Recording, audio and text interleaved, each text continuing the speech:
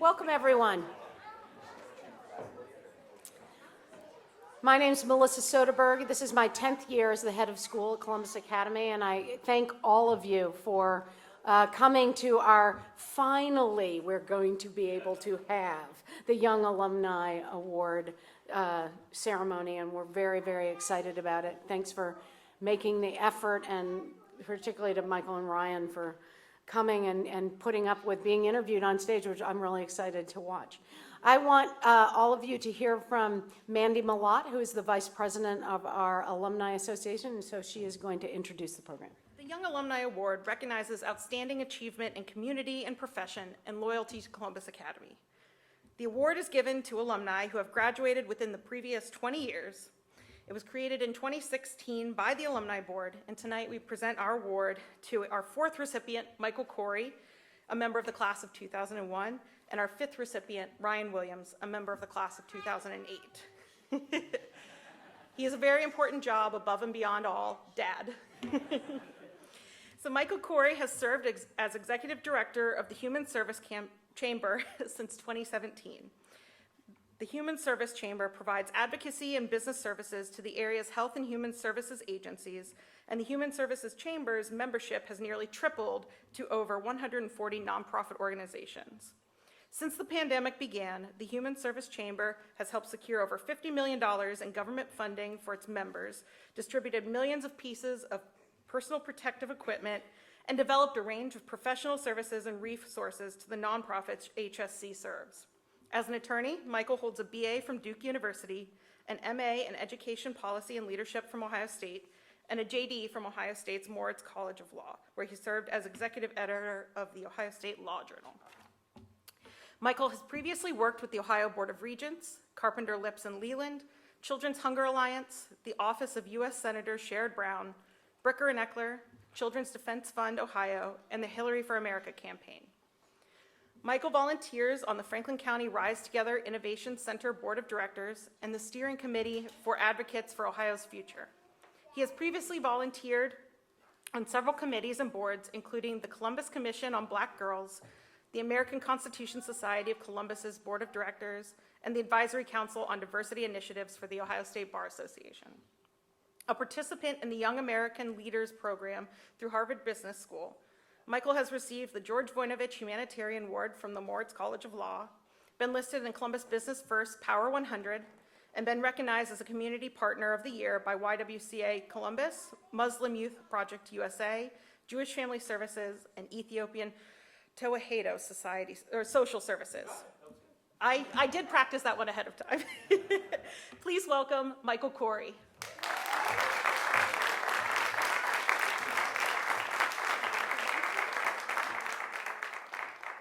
Thank you, Mandy. Let me start by congratulating Ryan. I insisted on going first because I've heard Ryan speak, and he's an excellent speaker, and I can't follow him. I'm really easy to follow, so you get to go after me. We were just together at a wedding in Vermont where he was the best man and gave an absolutely wonderful speech, so I'm going to bore you, and he's going to wake you back up. And let me also, I'm going to go overweight in 5 minutes. I apologize, everybody. It's my wonderful son's nap time now, so we're playing with fire. So I'm going to try to be as succinct as I can.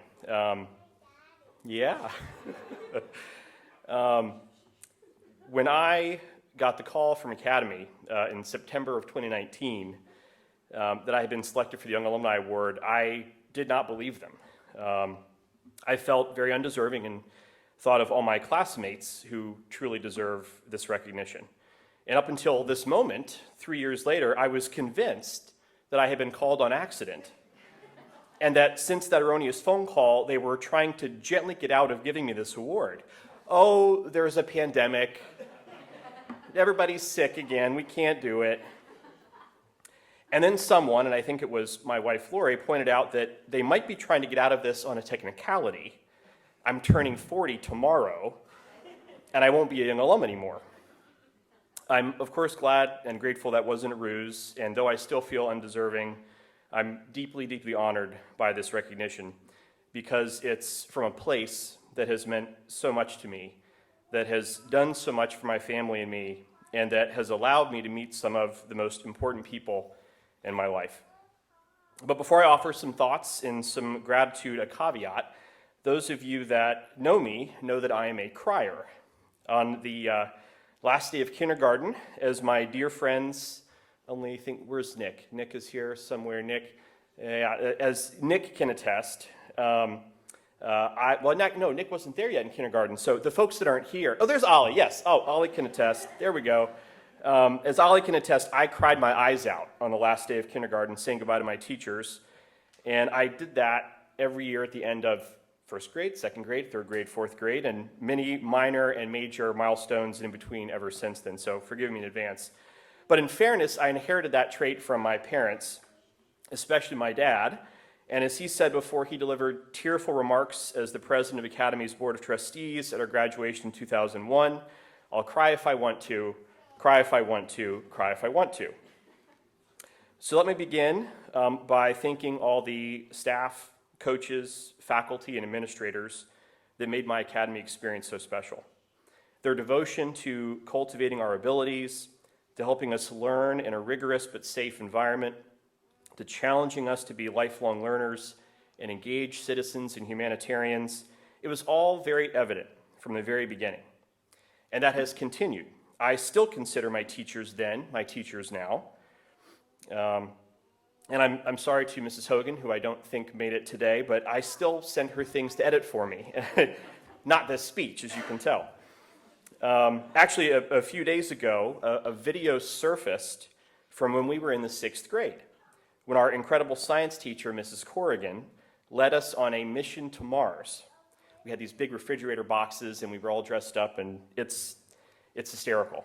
And it made the rounds amongst our class very quickly, and we all had the same reaction to one another, that she went above and beyond and always gave us her best. And that was true of so many of the staff and coaches and teachers and administrators that we were also fortunate to have. And we have all seen that as Academy has stood up for the fundamental values of what it means to be a school in 2022. It has stood up for facts and for truth. It has stood up for diversity of thought and diversity of people. I know this school can do even more to advance truth and champion diversity, whatever may come. Let me also thank my beloved friends, some of whom are here this afternoon. They may not have been here had the OSU-Wisconsin kickoff been at noon. But I'm grateful that Coach Day listened to Ollie's insistence that they push kickoff so they could be here instead of in Ohio Stadium. On my very first day of kindergarten, we were led to the gymnasium and assembled at arm's length by Coach Stahl. Because we were in a large room with a high ceiling and we were spread out, and only for those reasons, Coach Stahl was yelling out instructions for what we were to do next. But at that point in my life, an only child with very loving parents who never raised their voices, aside from watching a Duke basketball game, I thought when someone yelled, that meant they were angry. So I began to cry, of course. But to my left and my right were Ollie Hawk and Anay Patel. And they both comforted me then, even though I'm sure they had no idea why I was crying. There was a lot of that to come in the years ahead, but the dynamic shifted. My friends comforted me when I needed comforting, defended me when I needed that, and laughed at me when I needed to be laughed at, which was the most frequent of the three. That's the mark of true friendship. Folks that laugh at you to your faces, but say nice things about you behind your backs. These are the friends who are, in fact, my family. We've been through so many seasons of life together, from sitting together every day at lunch in the Academy cafeteria, to playing sports together, to watching sports together, and now texting about sports together. We have celebrated together and mourned together, been there for one another as we've navigated our professional journeys and fallen in love and gotten married, and now, the best of all, being parents together. And I cannot tell you how much joy it brings me watching each of them be fathers and trying to be a better father myself because of them. And that brings me at last to my family. My wife, Lori, is an incredible partner. She is loving, she is hysterical, she is determined, and she brings reservoirs of compassion to everything she does. She inspires me every day, and I love her a little more every day. She's an impeccable mother to our son, even right now, to our son Elijah George. He turns 3 next month, and he is just the most incredible source of joy and happiness and pride and hope. And I'm so grateful I get to be his dad, and so grateful they get to be here today. And lastly, I'm grateful to my parents, George and Georgianne.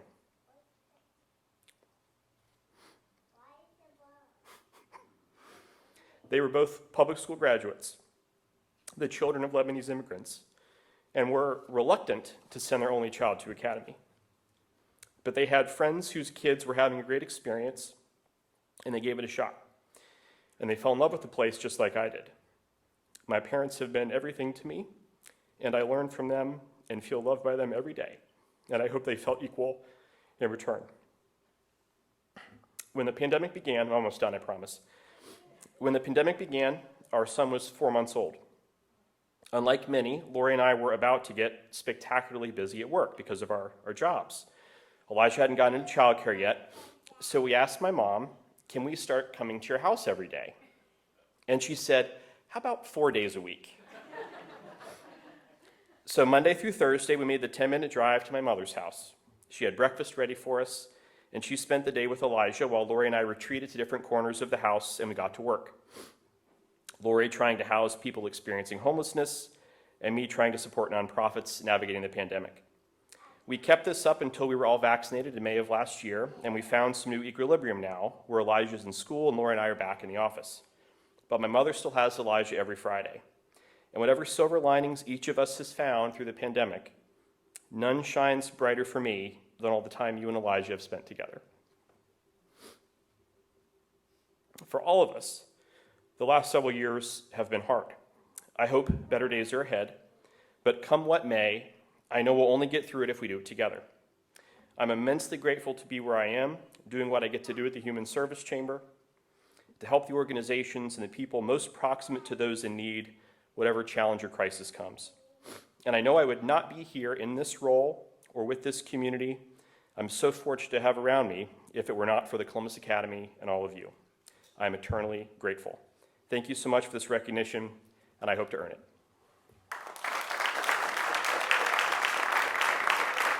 Ryan Williams is the CEO and co-founder of Jopwell, the leading career advancement platform for Black, Latinx, and Native American students and professionals. Launched in 2015, Jopwell has facilitated tens of thousands of connections between its community and over 250 partner companies, which include Google, Spotify, Deloitte, and Johnson & Johnson, among others across dozens of geographies and industries. Prior to founding Jopwell, Ryan worked as an analyst on the trading floor at Goldman Sachs alongside his co-founder, Porter Braswell. During his time on Wall Street, he developed a passion for both broadening the conversation around diversity in the workplace and increasing opportunities available to underrepresented groups. Since its founding, Jopwell has raised over $12 million of venture capital funding from prominent individuals and investors, including Andreessen Horowitz, Magic Johnson, and Joe Montana. In 2015, Jopwell participated in the Y Combinator Startup Accelerator Program, and the NYC-based company has since grown to over 70 employees across 18 US states. Ryan was featured on Forbes' 2018 list of 30 under 30, Fast Company's 2017 list of 100 most creative people in business, and Inc. magazine's 2016 list of 30 under 30. He has shared his expertise at a wide variety of events, including being a featured speaker at the Fast Company Innovation Festival, the Atlantic's Future of Work Summit, the Peer 150 HR National Summit, and the DISC Sports Diversity and Inclusion Symposium, among others. Ryan earned his degree in finance from the Wharton School at the University of Pennsylvania. I'd like everybody to help me congratulate Ryan, our 2022 Young Alumni Board winner.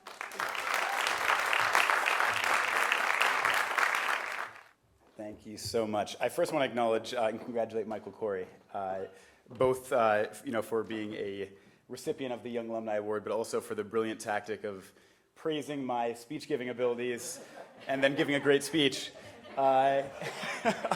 Brilliant strategic move. But I want to start by thanking Melissa Soderberg, Melissa Clark-Bennett, the entire Alumni Association, and really, I would say faculty and staff. I would say coaches, but for anyone who knows about my academy athletic career, it's probably not appropriate to thank coaches. I was not the most talented on the sports fields and basketball courts, but thank you to the coaches nonetheless for the entertainment when I watched my peers play sports.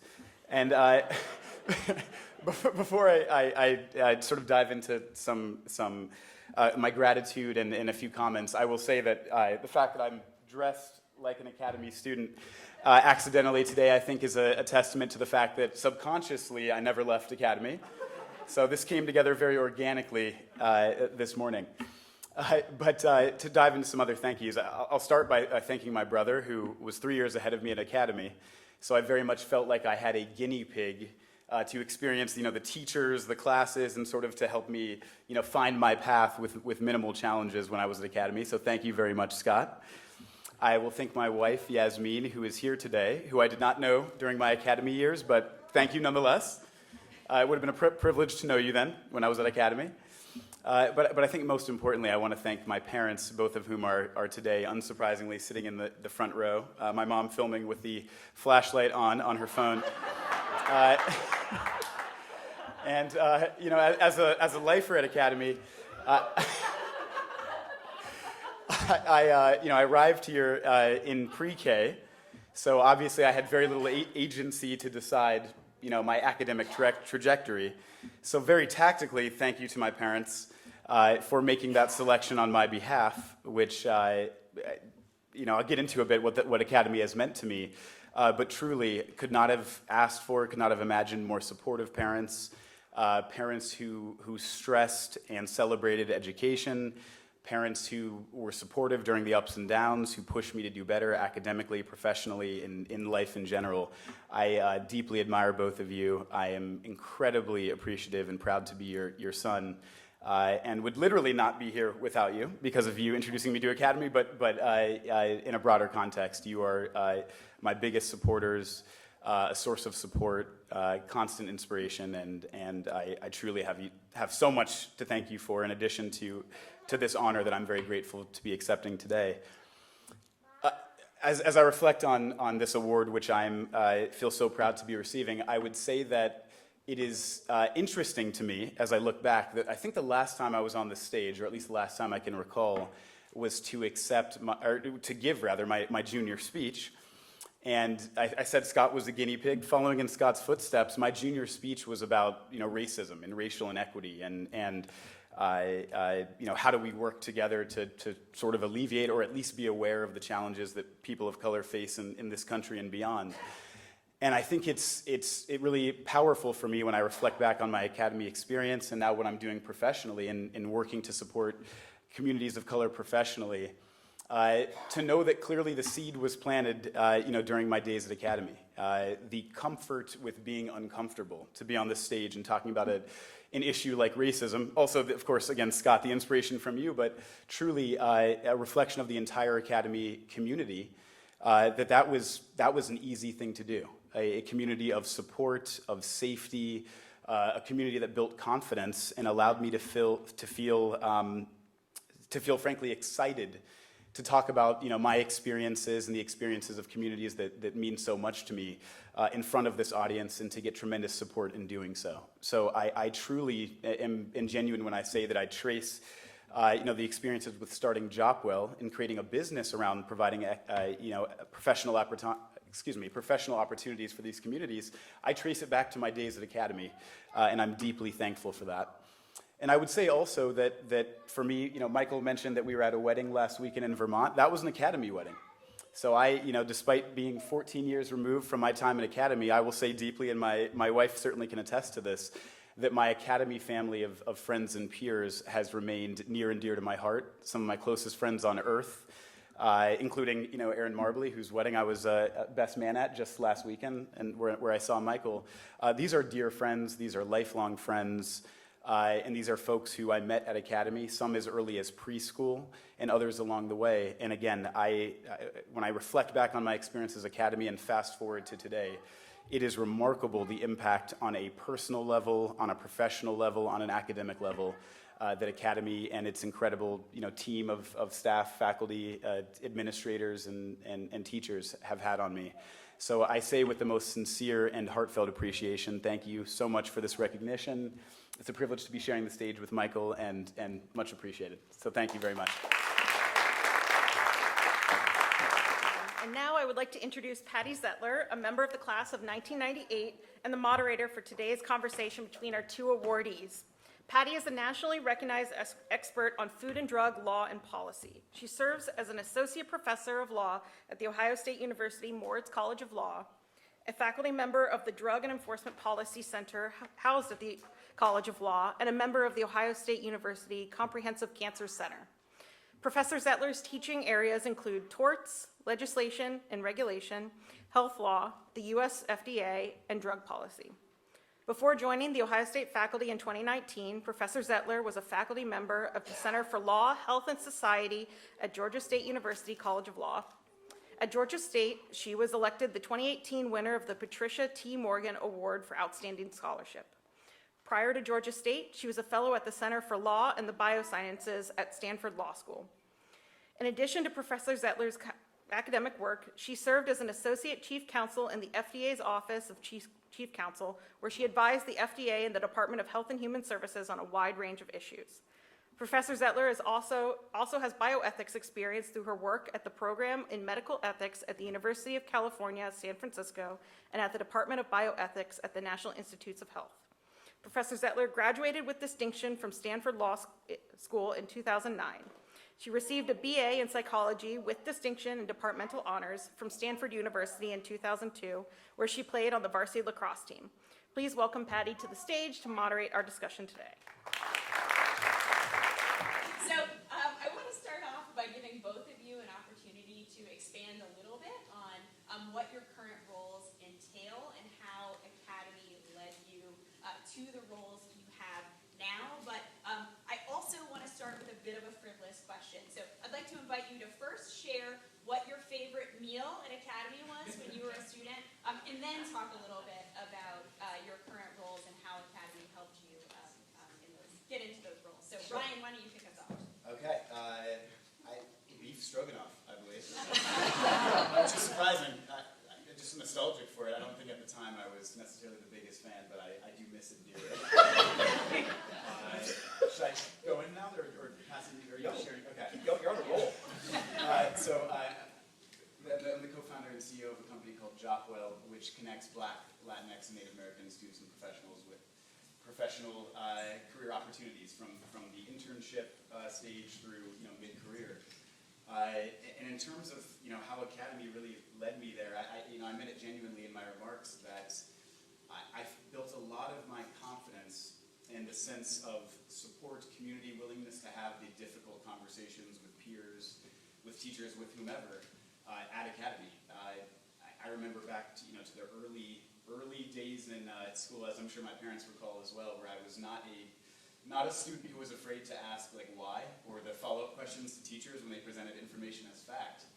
And I think frankly just that same desire to continue to question and challenge the status quo, which I certainly learned at Academy, is really what inspired me to ultimately start Jockwell and to continue to do the work that we're doing today. So I think for me that translation is very direct. I'll also add that so much of my support group, my friends, are from the Academy community. So truly, the Academy is a continual and ongoing part of my professional journey and the journey of entrepreneurship, and again, truly been instrumental in the experience, and always a pleasure to be back on campus. Thank you, Michael. Favorite meal and some thoughts about your current role and how Academy led you there. Favorite meal isn't the phrase I would use. Meal I enjoyed the most was it was basic spaghetti with a roll that we would make a big hole in, dump the spaghetti, and then dump a bunch of cheese on top, and that was what I can recall off the top of my head. So the Human Service Chamber is essentially a chamber of commerce for 160 health and human services nonprofits in Columbus. Excuse me.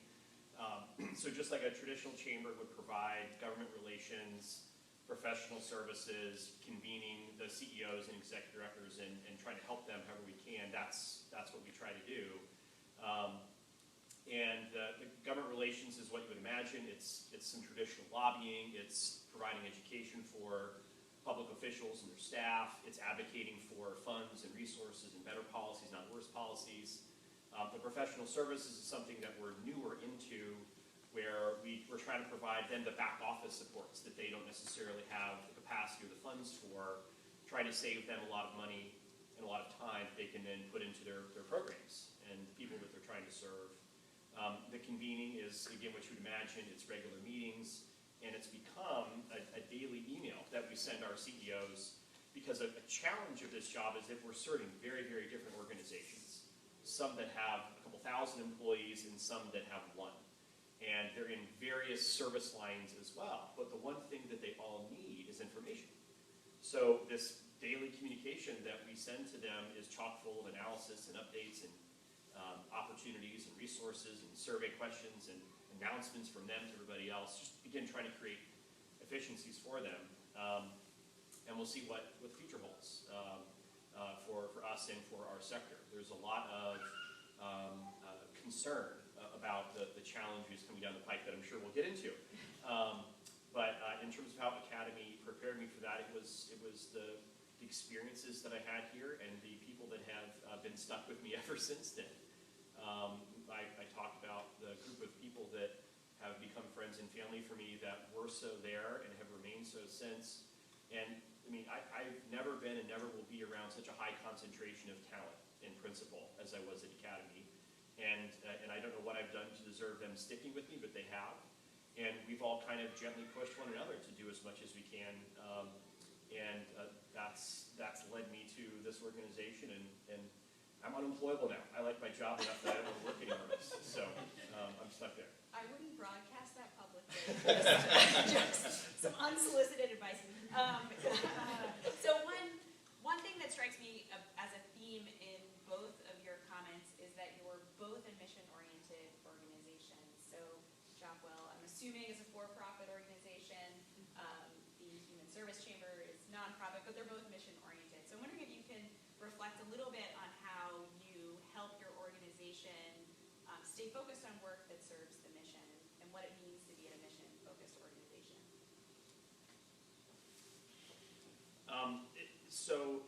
Fortunately, it's somewhat easy in our line of work. But the distractions in the nonprofit sector are many. And that has certainly been the case over the last year. And what that tends to mean is folks want to get away from their focus, and then they dilute what they can do effectively, and that's bad for everybody. The other challenge that can come is when funders, the organizations that put the money in the coffers of the nonprofits to do the work, want to steer the nonprofit away from what the nonprofit could or should be doing, or what the community might need them to do. And it's very difficult for nonprofits to say no, but they need to more and more, and we're trying to find ways, sometimes effectively, sometimes not, to help them push the funders more. And one of the charges of my job is to work with the funders, whether they're governmental, philanthropic, corporate, or individuals, and help them listen to the nonprofits who are supposed to listen to the people that they're serving more. So that's the ongoing challenge in philanthropy and nonprofit work as it revolves around mission. Yeah, I mean, I think there's a lot of overlap in terms of some of the challenges that we face as a for-profit business that is mission-oriented. I guess starting from the funding side, in our case, funding was the process of raising external capital from venture capital firms. And I think that, frankly, is the most critical stage, because if you're raising money from firms that don't have a deep mission orientation, or at least a comfortability with a business that is not going to optimize for profits over everything else, then you will be set up for failure from the very outset. You'll have folks on your board, folks who are decision makers, advisors, who will be fundamentally misaligned and be pushing you in a different direction from what the core of the business is. So I think that was a pretty foundational piece. And then beyond that, I just reject the premise that like you can't do well and do good. Like I actually think that a for-profit business model where you're able to give equity to employees and raise external capital is one of the best ways to innovate around driving outcomes society better in some way. And of course, we believe wholeheartedly that a more diversified workforce will be a more efficient, better producing, and more equitable workforce. And I guess the third thing I would mention is, from an employee perspective, it certainly can get challenging. I think, like any company, you face roadblocks and sort of decision-making trees where employees need to be guided between what they think is right for business, or perhaps what is the right decision for the mission. And so, when we were starting the company, we heard a lot about, mission, vision, and values, and these things that sounded like cliches. I don't think we fully appreciated how critical they were in the early days. But the reality is, you need to give employees and the team the safety and the permission to make decisions on behalf of the mission over, for example, profit, or over, for example, organizing around expenses. And I think just by constantly communicating that safety and that expectation that mission trumps all, you'll have folks who feel like it's actually very easy to navigate in a world where they have conflicting, sort of being pulled or pushed in different directions. And you are just consistently telling them that the way that we value employees, the way that we assess folks, is on their ability to work towards mission. And so that's sort of how we've navigated. It's certainly an ongoing challenge, and it's something that we're thinking about consistently. But that's where our approach has been. Thank you both. So another commonality that we talked about before this event, and I hear in your comments, is your organization's role in creating strong communities, bridging communities, and supporting marginalized communities.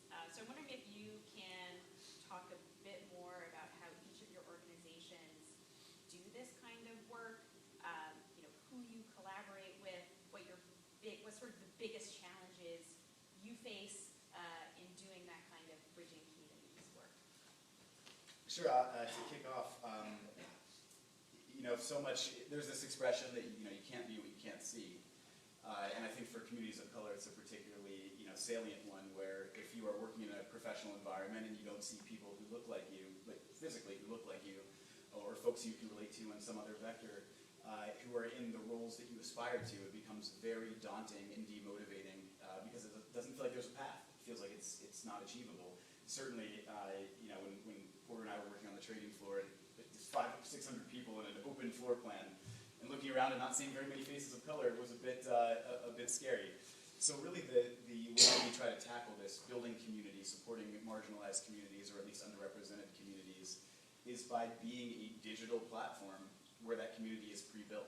Folks sign up on Jockwell, and then instantly, even if they don't see people who look like them within the walls of their own organization, they can look around this virtual room, if you will, and see peers, see their support groups, see mentors, mentees, see this network that is very strong of highly talented professionals and students who are out there. And I think sometimes just that reminder that you're not alone, that it's not just a handful of you or us, it's, we're out here in numbers, and we just historically haven't had a seat at the table. So much of what we focus on is just creating visibility around the stories, the paths and perspectives of folks who've navigated the challenges, and who really should have a megaphone to be broadcast to others.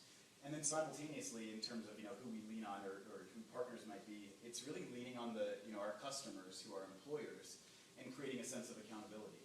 When we first started Jockwell, it was a two-pronged sale. Here is why diversity matters, and then here is why we are your solution to those challenges. And now, luckily, with some more years of credibility, and I think society just kind of progressing, we're not selling here's why diversity matters. In fact, that's table stakes to get into a room.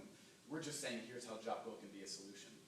And it's evolved from a feel-good problem to an actual business imperative. Companies want to be better, to be more innovative, and so you have to be, have a company that represents, what the world looks like and what this economy looks like, and the purchasing power that's flowing to communities of color, and companies are just being smart by acknowledging the challenges. But we recognize that we can't do this without the employers, and so there were baby steps. At first we're sort of having some dialogues that might have been a bit unpleasant or a bit uncomfortable, and we were deeply frustrated. But I think just slowly sort of tiptoeing and finally feeling now like we have a group of folks who are actual supporters has been helpful. One of the things that your organization and mine have in common is that we're infrastructure for a sector. You're infrastructure for the corporate sector, and we're infrastructure for the nonprofit sector. The challenge with that is it's indirect. We're trying to influence the decisions that others are making to affect whatever change it is that we're pursuing. And we obviously have our unique missions there. And for me, in a client-based kind of organization, the challenge is, I should say was, pre-pandemic, I did whatever they told me to do. I kind of try to treat it like a law firm. They're my clients, they want me to do X, that's what I'll try to deliver for them. And then you have to trust that whatever they're doing in terms of engaging or building or supporting a community is right, based upon their expertise being proximate for decades or for years or months with the communities and individuals that they're serving.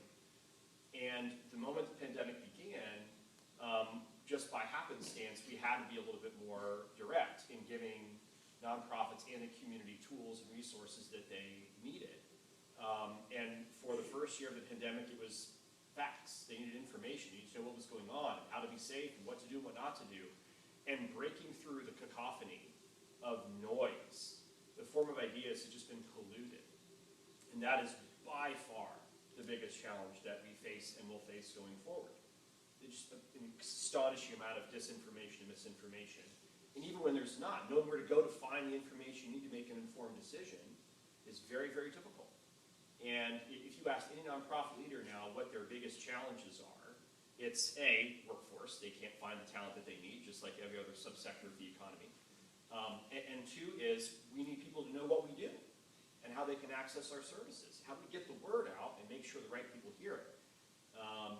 So we're trying and trying and trying to find ways where we can amplify messages. And the first year of the pandemic, it was information about how not to get sick. And then it was why you need to get vaccinated and why that is safe. And now we're trying to tackle all the other things that have billowed over the course of the last 30 months. That challenge isn't going to go away. But one of the things that we're going to try to do about it is we're hiring our third full-time staffer, and we're going to hire a director of communication. And their job is going to be to help us create the messages to get facts out there to and through our members, because alone we're a tiny organization. Nobody knows who we are. We have a listserv of 1,500 people. But through our membership, that's 17,000 employees and hundreds of thousands of people just in Franklin County. And what we're trying to do is deepen what we do locally. And we're going to try and stand up organizations like ours in every big city across the U.S. where they don't have organizations like ours. And then all of a sudden we're in business. But that's a lot of work to get there, but that's what we think we have to do. So I want to come back to Michael's thoughts about sort of the future and challenges we'll face in the future, but I want to ask, I guess, both of you to reflect a little bit more on a couple of things Ryan said. So one thing I really love about what you said is this idea of using a digital platform to raise visibility and help people feel more part of a community, when often we think about digital media being a bit divisive or us ending up in echo chambers, et cetera. And so I think that's a really wonderful part of the work Jopwell is doing. But you said part of Jopwell started out with a pitch about why diversity matters, but you don't really need to make that pitch anymore. I guess I'm wondering if, Michael, if that's your experience as well, that there's a consensus that diversity in the workforce does matter. And also, Ryan, I guess I'd like to invite you to reflect a little bit on what the messaging was. How did we get to a place where you don't have to sell that anymore? Well, I guess I'll jump in.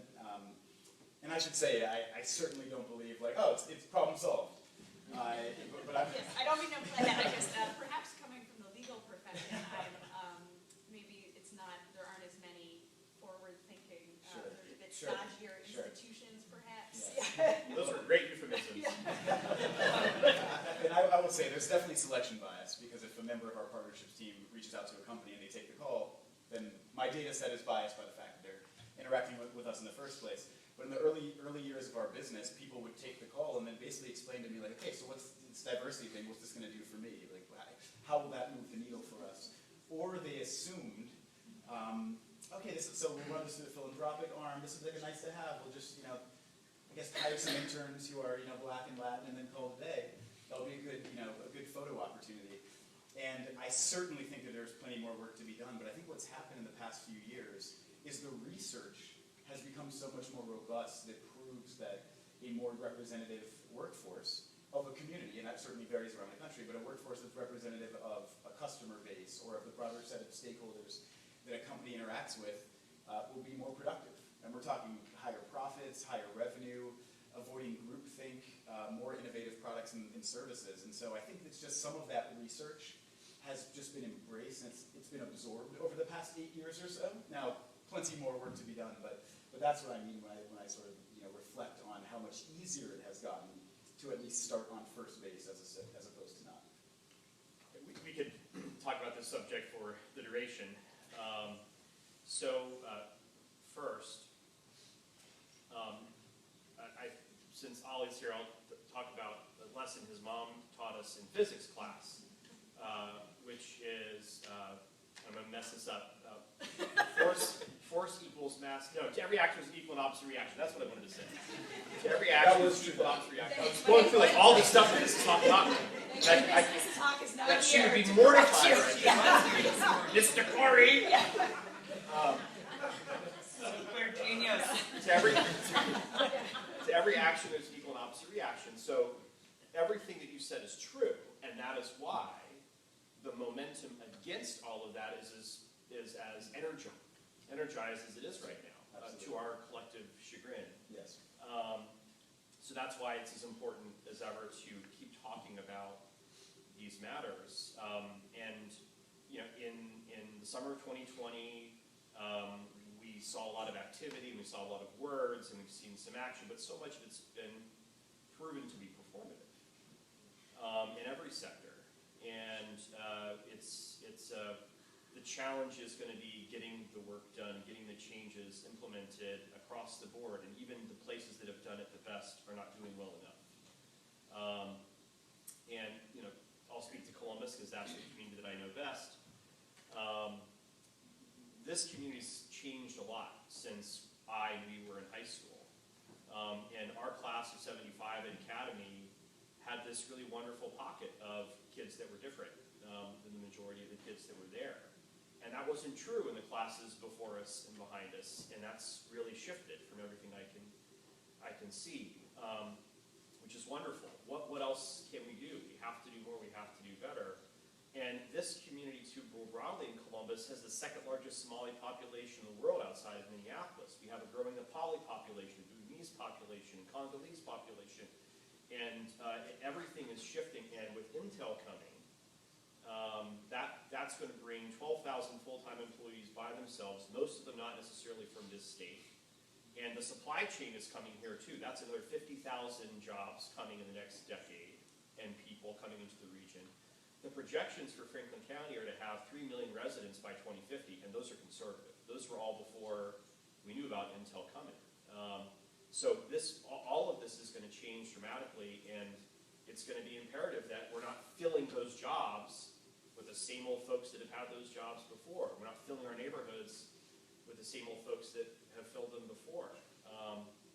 So there's work and there's opportunity ahead, but it's going to fall to the folks that do this for a living and that care about this most deeply to keep pushing all of us to not just use words. So I want to follow up on that. I'm going to ask you all to talk a little bit about the broader landscape, shifting dynamics, sort of hopefully soon, genuinely post-COVID world, and then I'll take questions from the audience. So start thinking about your questions. So I guess I'd like both of you, or I'd like to invite both of you to reflect on that, on things like the Franklin County landscape that you mentioned, or the broader global landscape or the broader national landscape, what you see the future of work looking like, and how that broader landscape might shape the future of work. So I'll try to speak to the nonprofit space in my prior life in the private sector. So pre-pandemic, people went into work and they came home. And with the pandemic arriving, and now where we're at this sort of equilibrium arriving, 30% of the workforce that was working in the office before is working remotely, and that will be permanent. Some percentage of that will be permanent. And that opens up all sorts of interesting possibilities. The ripple effect for that on real estate and community and density and transportation and childcare. It's enormous. It's enormous. And none of us knows where it's going to go. And the things that we think about, that we worry about, all are intertwined with that. What are the consequences going to be of global warming as that accelerates? We've seen that. We've seen that already, and that's going to continue to have a mass effect on where people live. The projections for Ohio's growth are driven in part by the expectation that people will come to a place like Ohio because it's going to be more stable, relatively speaking, than a place on the coast or in the south or in the west, where they don't have any water left. So we've got one of our dear friends from Academy lives in Los Angeles, and every time there's a fire, we're like, come to Columbus, there's no fires here. And we joke, but why do you think a company like Amgen, which is run by an Academy graduate, is moving its manufacturing to Columbus? One of the reasons he said was there's not going to be the significant ripple effects of global warming here. So that's one big thing. We're worried about the stability of our democracy and where that's going. What's it going to look like in January 2025? We don't know. So we're trying to brace for that, and how that's going to affect work and community and engagement. That's significant. We need a functional government to do what we need to do to help people. And the third piece that's affecting all of this is, as I noted at the outset, the misinformation, disinformation that's out there. How do we help people know where they can go to find the kind of job that they might be able to get the training that they might need to upscale to another kind of work? All of that is one big cauldron of challenge and opportunity at the same time. I think the last thing I would say is we're all worried about the future of downtowns and how that affects all of this. And unless you're a New York, a Chicago, a Los Angeles, where downtown is really robust and is going to make it no matter what, it's a challenge right now. If you go to Columbus, as much as I love Columbus, our downtown is a ghost town. It's a ghost town. You have to go around downtown to see all the activity. What are the consequences of that in most, not only American cities, but cities around the world where density hasn't been a thing, it's instead been sprawl? People are going to go to the suburbs instead. That's where office parks have a lot of momentum. People are going to places like Cohatch, which is a co-working business that's taken off during the pandemic. There's all sorts of interesting elements to that. And in our sector, where a consequence of the last 20 years has been poverty fanning out across the county, whereas once you could look at a zip code node, that's where all the poverty is going to be. It's all over the place now. And delivering services with that sort of diverse array is a big challenge. But they all still need the real estate. They can't all do their work remotely. There are certain industries that need that in-person engagement, but a lot of them don't. In fact, efficiency has soared, even in our sector, for people that don't have to worry about driving, parking, walking, and going up to the office and back again. It's all just right there. So that was a lot of gobbledygook. But you'll synthesize everything very nicely. Setting me up for success, always. Yeah. I would just add, I would add that you mentioned earlier on that there's a lot of unknowns in terms of how sort of the future of work evolves. I think one thing that I'll say for us that's been shocking, rewind about 30 months or so, and virtually all of our companies required employees to be full-time in office. These are both large enterprises, global companies with tens of thousands of employees, but also startups and the like, that were almost all in office. Now 95% of our customers have some form of hybrid, if not full remote, and 60% of our customers plan to make the hybrid model or some degree of flexibility permanent. Others are just more silent on the issue. Almost no one is saying, no, definitively we're going to have to require folks to be in office. So we're continuing to monitor that closely because what we see is really an opportunity here, because while the pandemic impacted communities of color most acutely in many ways, we also saw a real opportunity that we jumped on, which is that remote work for companies that offer it can actually be a huge advantage, or at least an equalizer for communities of color. Whether that be because geographically folks are distributed farther outside of the city due to prices of housing or rent, whether it's because there's a higher likelihood of having a family dynamic that requires being at home and sort of a shared caretaking responsibility. We really tried to turn it into an opportunity to say to companies, we're in this moment of remote work, you are embracing it seemingly, so let's turn this into an advantage, because no longer do you have to look in your own backyard to find a talent of color. I think a great example would be San Francisco and the Bay Area, generally speaking, which sadly is a region where the folks of color have been, for the most part, pushed well outside of the city. And looking at these technology companies, primarily in San Francisco, and saying, okay, now you have no excuse. It's being recorded, but like, Google, what's your excuse now? You aren't hiring just in the Bay. You could hire somebody anywhere in this country. And so I think that's really been a great equalizer, or at least, not to sound cynical, at least it has removed one excuse that the companies could otherwise cite as to why they've had these challenges. It is no longer a geographic barrier. And so when I look ahead to the future of work, I am just incredibly, cautiously, but incredibly optimistic about what that means on a global scale, frankly. When you no longer are confined to only hiring folks in your immediate geography, I think in theory, if navigated carefully, that can be an incredible equalizer for talent finding opportunity around the world. So that's what I'm looking to, hopefully, recognizing there's a lot of work between A and B. But. Well, thank you for wrapping it up on a, I think, more optimistic note, perhaps. I'm really fun at Yeah. parties. Well, we still have a few minutes, so I want to open the floor to any audience questions. Yeah, Matt. Hi, Matthew Massey. I'm a 95 graduate, for those of you who don't know me.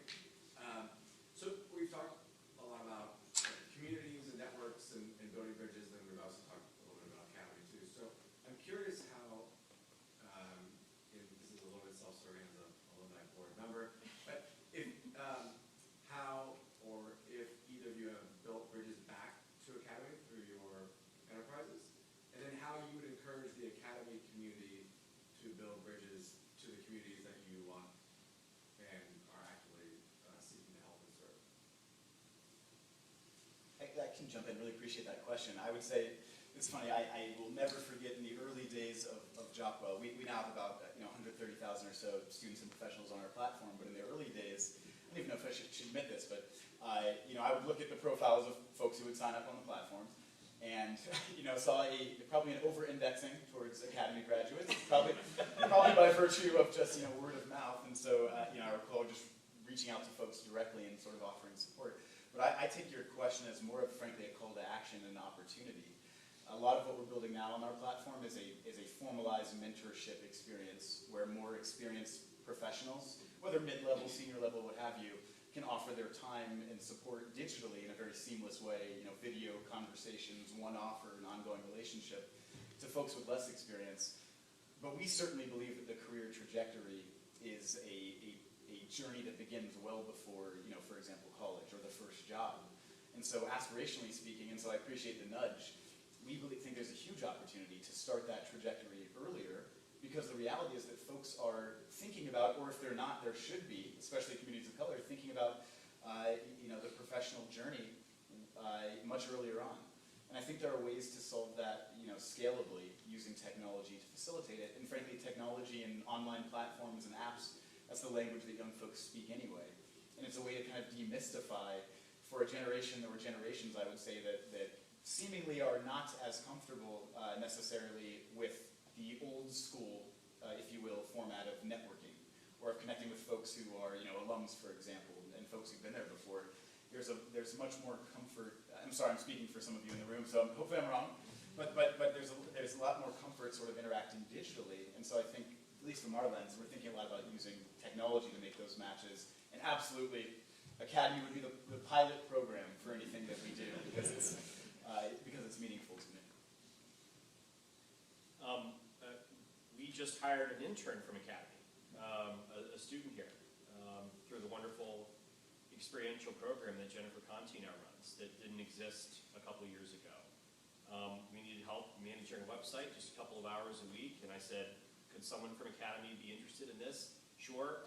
Sent that in, and we just got that person started. That's a tremendous value add, more so than I can begin to articulate. Throughout the pandemic, when our members needed something, and my immediate list of contacts needed help, I would badger Mr. Hunker. Hey, do we have any alums that might supply plastic gloves? Yeah. And sure enough, through someone that I had gone to school with, his brother just started a plastic glove manufacturer, the first in the United States in like 20 years. Great. Using that network is unpredictable. think about it. I don't think about it with past places that I've gone to school. I'm trying to think about it more with this one, and the way in which the school has built connections amongst alums and used digital platforms to amplify the good stuff that alums are doing has made that much more viable. Mandy? So Melissa earlier, in talking about the state of the school and talking about our endowment, and compared to schools in Cleveland, say, one of the points she made was that there's been a culture of philanthropy in Cleveland. You know, you think about the Rockefellers and such. They're much longer than in Columbus. In your work, Michael specifically, but also Ryan as a budding philanthropist himself, can you talk about how the kind of culture of philanthropy and service in Columbus looks, and kind of where you see that going? Yeah, I liked your euphemism for there's a lot of old money in Cleveland. The challenge in Columbus is that there's one really big philanthropic player in town, the Columbus Foundation, which is just behind the Cleveland Foundation as being one of the top 10 largest philanthropies in the United States. After that, there's a significant drop-off just in terms of the volume of dollars available through philanthropic organizations, corporate foundations, individuals, etc. That's begun to change, especially over the last 15 years, as a lot of people have been very successful in Columbus, and they're staying here. They weren't staying here before. They were starting companies and getting the hell out, and now they're staying. There's an ecosystem here that didn't exist when we were in school, or even when you were in school, I would dare say. You're much younger than I am. And now there's peer pressure amongst the people that are in a position to give to do so. And what's been interesting is that pre-pandemic, they would do what a lot of communities do, including Cleveland. They would find one issue at a time that was really sexy for them to fund, and they would go full bore at it until their attention moved elsewhere. And sometimes that was extremely helpful, and sometimes it wasn't. When the pandemic started, and everybody needed lots of help, every community approached it very differently. And to give you a sense of how far Columbus has come along, so I told you we serve 160 members. When we started, we were at 80. When the pandemic started, we were at 80. Over that time, not one of our members has gone out of business. I dare you to find a sector anywhere in this state where they've batted 1,000 through the pandemic and staying in business. And that was because the city and county prioritized government dollars for them, the funding community stepped up for them, and individuals stepped up for them. And now their anxiety is, what do we do next? Because the needs in this city and every other city across the United States are higher than they were in February of 2020, and they're not going back.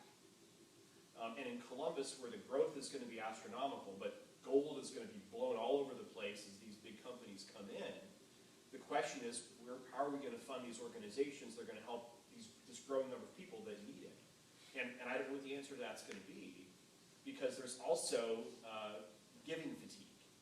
Everybody's tired of being asked to give up their money. And the forthcoming recession doesn't help with that.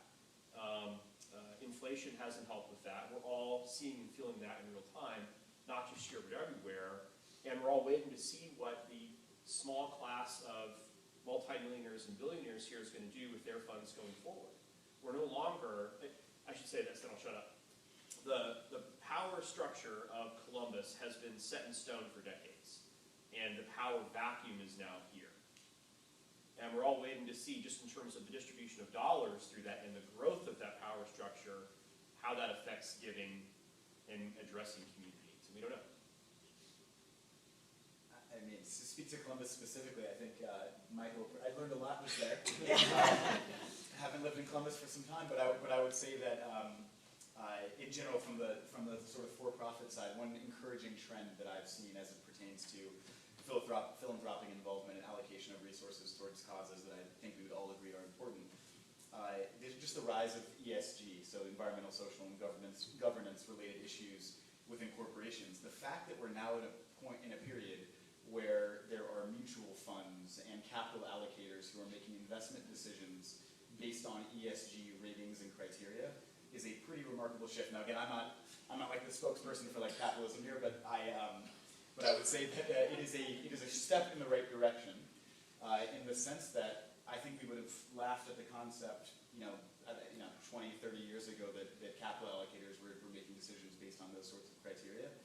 So again, maybe I'm here to inject optimism, but it's a belief that those sorts of initiatives are positive, and generally will at least see bad actors and companies that are working against causes of significance and importance will not be rewarded as much as they have been historically. Well, we have just a couple of minutes left, so I have one wrap-up question for both of you, which is recognizing that we have a few students in the room from first grade to seniors at upper school. I said that right. Sorry, Nick. I'm wondering if, looking back, if you have, what advice you would give your younger self?